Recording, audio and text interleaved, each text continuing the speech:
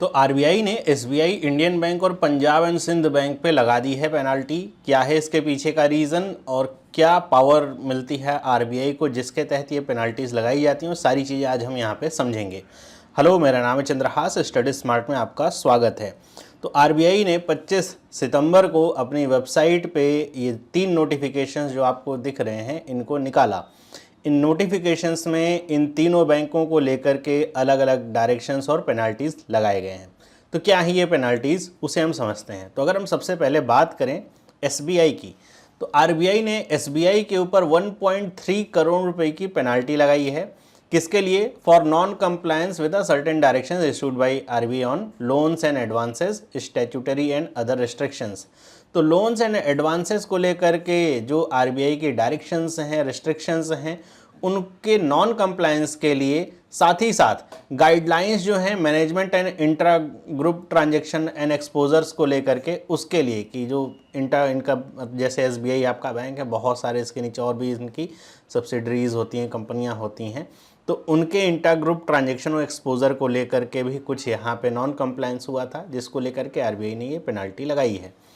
RBI ने इसी तरह इंडियन बैंक के ऊपर 1.62 करोड़ रुपए की पेनाल्टी लगाई है। एक तो लोन्स एंड एडवांसेस को लेकर के ही है जो उन्होंने फॉलो नहीं किया, साथ ही साथ आरबीआई का जो नो योर कस्टमर है, केवाईसी डायरेक्शंस हैं, उसको फॉलो नहीं किया। जैसे इसमें था कि जो आपके non face to face KYC वगैरह होते हैं उसके लिए 1 साल का समय दिया जाता है कि कस्टमर का फिजिकल वेरिफिकेशन हो, वो सब नहीं कराया, तब भी उनका अकाउंट चलता रहा। ऐसे ही कुछ अकाउंट खोलने को लेकर के भी कुछ केवाईसी में इधर उधर लापरवाही बरती गई, इसको लेकर के ये पेनाल्टी लगी है। और इसके साथ रिजर्व बैंक ऑफ इंडिया के जो interest rate on deposit directions थे उस पर भी कुछ नॉन कंप्लायंस किया था इंडियन बैंक ने। तो ये 3 यहाँ पे नॉन कंप्लायंस के इशू मिले थे, इसीलिए इंडियन बैंक पर 1.62 करोड़ रुपए की पेनाल्टी लगाई गई है।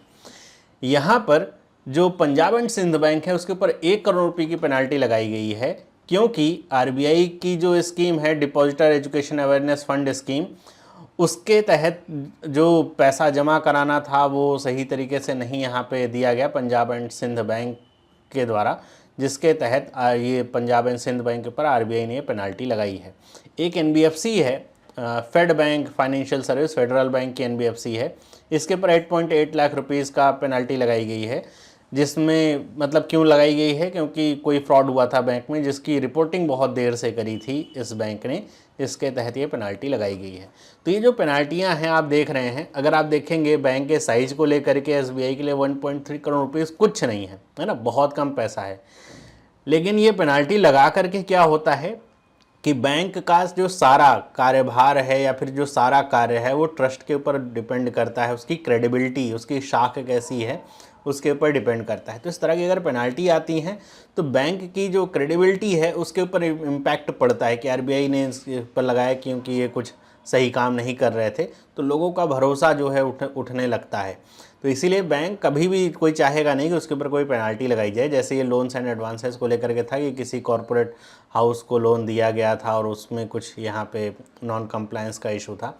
तो इस तरह से अगर आता है मैटर तो बैंकों को थोड़ा चिंताजनक ये बात लगती है, पैसे को लेकर के नहीं, उनकी क्रेडिबिलिटी को लेकर के ये चिंताजनक बात लगती है।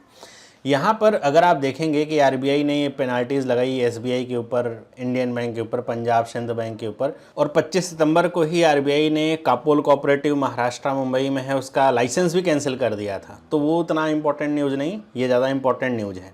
यहाँ पे एक बात और आती है कि आरबीआई को पावर कहाँ से मिलती है कि वो पेनाल्टी लगाए इन बैंकों के ऊपर। तो ये पावर आरबीआई को दी गई है। किसमें दी गई है? बैंकिंग रेगुलेशन एक्ट 1949, सबसे पहले इसे याद रखिए। ये एक्ट है जिसके तहत आरबीआई को पावर मिलती है पेनाल्टी लगाने की। और इसके प्रोविजंस क्या क्या हैं तो यहाँ पे लिखा हुआ है सेक्शन 47A। अब ये सब सेक्शंस हैं, इन्हें आप नहीं भी याद रखेंगे तो चलेगा। सेक्शन 46 और सेक्शन 51, जिसके तहत आरबीआई को ये पावर मिलती है कि ये इस तरह के जो भी उसके अंतर्गत आने वाले फाइनेंशियल इंस्टीट्यूशंस हैं उनके ऊपर पेनाल्टी लगा सके अगर वो किसी भी तरह की नॉन कंप्लायंस कर रहे हैं या फिर जो डायरेक्शंस हैं या गाइडलाइंस हैं उनका पालन नहीं कर रहे हैं। ये सारी बात खुल करके कब आई कि ये बैंकों ने ऐसा ऐसा काम किया था?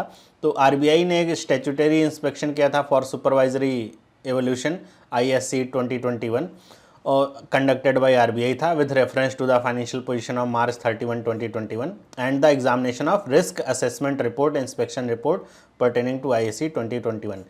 इस असेसमेंट कह लीजिए या इंस्पेक्शन कह लीजिए, इसके आधार पे ये सारी चीज़ें निकल के आई थी, जिसके बाद आरबीआई ने इन बैंकों के ऊपर पेनल्टी लगाई है। तो ये काफ़ी इंपॉर्टेंट न्यूज़ है, याद रखिएगा, क्योंकि एसबीआई का नाम इन्वॉल्व है, इंडियन बैंक है, मतलब पब्लिक सेक्टर के बैंक हैं, तो ये इंपॉर्टेंट न्यूज़ है। इसमें एग्ज़ाम में सवाल पूछा जाता है, कई बार सवाल पूछा जा चुका है इनके सेक्शंस को लेकर के, आरबीआई कौन से सेक्शन के तहत ये पेनल्टी लगा रहा है, आरबीआई को कहाँ से ये पावर मिलती है। बैंकिंग रेगुलेशन एक्ट 1949 से पावर मिलती है पेनल्टी लगाने की। तो आई होप आपको ये पूरी न्यूज़ समझ में आ गई होगी, सारे इंपॉर्टेंट पॉइंट समझ में आ गए होंगे। वीडियो अच्छी लगे तो लाइक ज़रूर करें, और आपने अगर अभी तक हमारा जो व्हाट्सअप चैनल है वो ज्वाइन नहीं किया है तो ज़रूर ज्वाइन कर लें, जिससे आपको सारी अपडेट्स मिलती रहेंगी। और इसका जो लिंक है वो आपको कमेंट सेक्शन में देखने को मिल जाएगा, वहाँ से आप जा कर के ज्वाइन कर सकते हैं हमारा व्हाट्सअप चैनल।